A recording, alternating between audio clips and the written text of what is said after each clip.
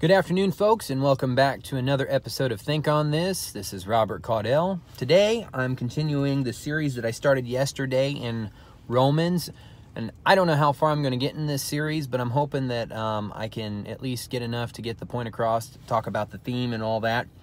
The verse today, is Romans chapter 1, verses 1 through 4.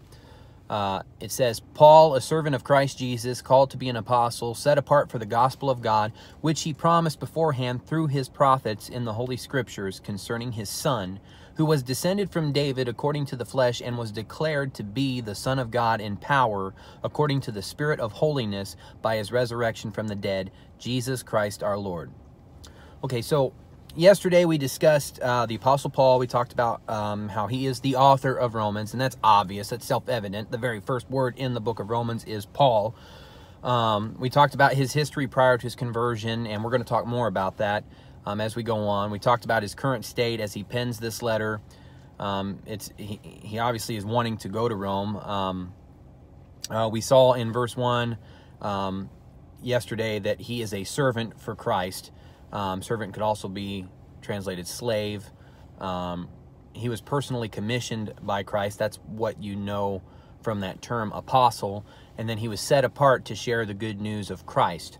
And it's that aspect I want to focus on as we go through the next 3 verses. I'd like to dive in deeper in the purpose of this letter. He wrote it to the Roman church. We see that Paul is, as he goes on through the book of Romans, building up an argument dealing with man's relationship to God prior to salvation, and that what man's relationship is to God after salvation. And right now, Paul is building his foundation, and he starts where our faith has its foundation. It's Jesus Christ. Most people don't realize this, but Jesus' first coming was prophesied all throughout the Old Testament. It was in a number of areas. If you go back to Genesis, at the fall of man, where the serpent would bruise Eve's seeds, the heel of Eve's seed, and then that seed would also bruise the head of the serpent.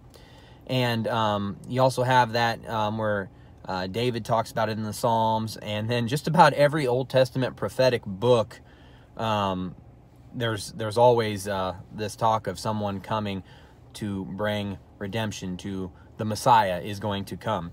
But Paul wants to remind his readers who they have put their faith in. Jesus is not some arbitrary person. He didn't arbitrarily arrive at a random time for reasons unknown. God has always talked about his plan for redemption.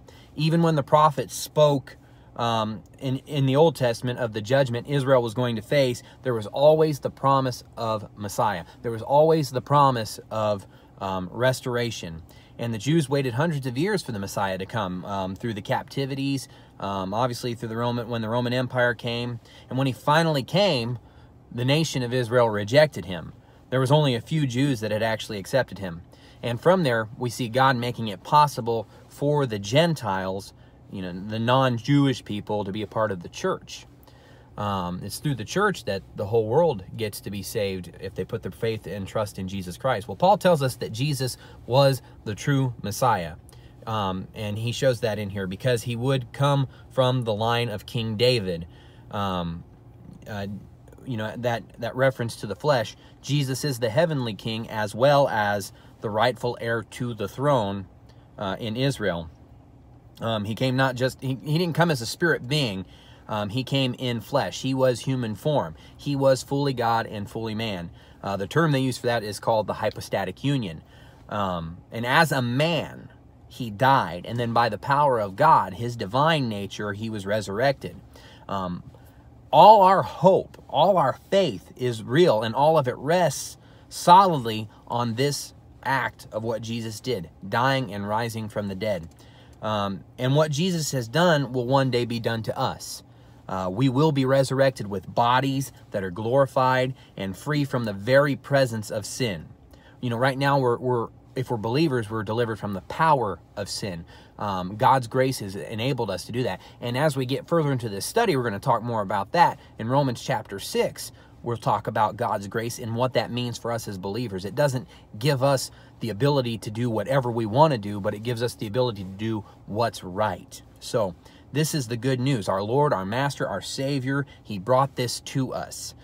This is the gospel. This is the free gift that we will learn more about as we continue this study.